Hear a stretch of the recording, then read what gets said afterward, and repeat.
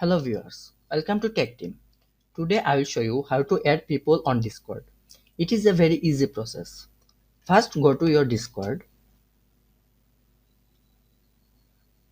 then from the top click add friend.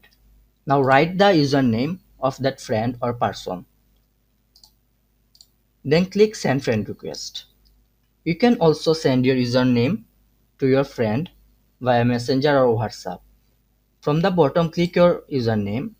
Now copy that username with hashtag and send it to your friend.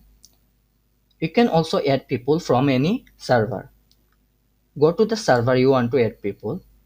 Now from the chat list, you can right click and go to profile, then send friend request.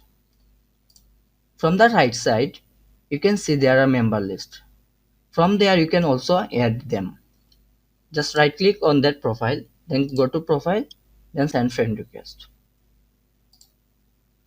That's all. If you like this video, please subscribe. Thank you.